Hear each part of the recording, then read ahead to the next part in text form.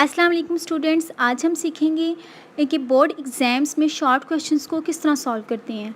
सबसे पहले आपने ऊपर सब्जेक्टिव की हेडिंग देनी है।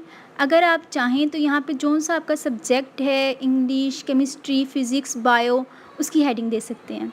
लेकिन चूँकि जो एग्ज़ामिनर होता है उसको पता होता है, जो चेकर होता है उसको पता होता है कौन सा सब्जेक्ट है, इसलिए आप सब्जेक्ट की हेडिंग बेशक ना दें, आप सब्जेक्टिव की दे दें। अगर आप आम टेस्ट कर रही हैं, स्कूल टेस्ट है या असाइनमेंट है, कॉलेज टेस्ट है, तो आप सिर्फ केमिस्ट्री या बायो भी लिख सकती हैं। उसके बाद मैं यहाँ पे 605 मास्टर का कलम मार्कर यूज़ कर रही हूँ। ब्लैक मार्कर से मैं क्वेश्चन की हेडिंग दूँगी। आप ब्लैक मार्कर यूज़ कर सकते हैं, अलाउ होते हैं। क्वेश्चन की हेडिंग कुछ इस तरह दी जाएगी।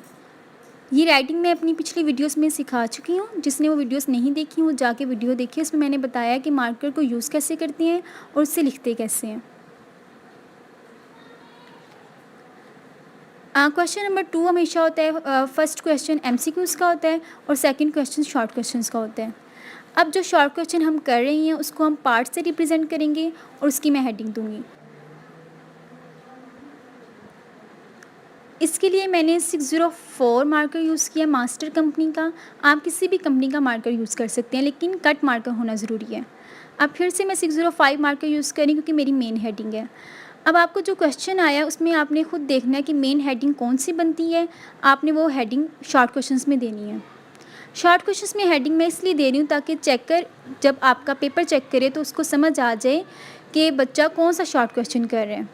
उसके बाद जब हम पेन से लिखेंगे तो कुछ इस तरह लिखा जाएगा। अब जो मेन हेडिंग्स हैं, पेन में जो मेन बातें हैं उसको मैंने ब्लैक पॉइंटर से लिखा है। अब आपने अपने पेपर में, अगर आप बायो का पेपर कर रहे हैं, केमिस्ट्री, फिज़िक्स, इंग्लिश, कोई सा भी सब्जेक्ट है, आपने देखना है उसमें मेन बातें कौन सी हैं, कौन सी चीज़ें मैंने हाईलाइट करनी है।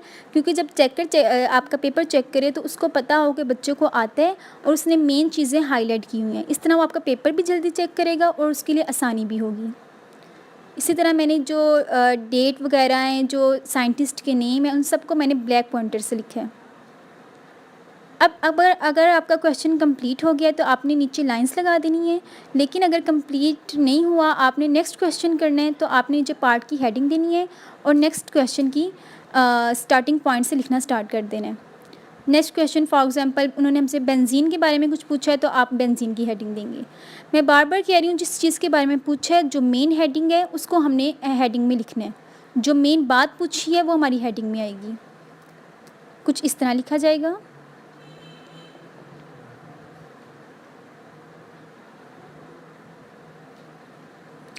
ये मेरा पेपर बिल्कुल डन है। मैंने यहाँ पे लाइनिंग लगाने के लिए 605 मार्कर्स यूज़ किए हैं। अब आप देखिए, मैंने जो सब्जेक्टिव था वो मैंने ब्लू से लिखा है, फिर मैंने ब्लैक से लिखा है, फिर मैंने पार्ट ब्लैक से लिखा है, नीचे फिर मैं ब्लू से लिख रही हूँ। तो आपने इन बातों का ध्यान रखना है, जो हमारी मेन हेडिंग्स हैं वो आप ब्लू से लिखें। इस तरह खूबसूरती भी बरकरार रहेगी और पेपर भी अच्छा लगेगा।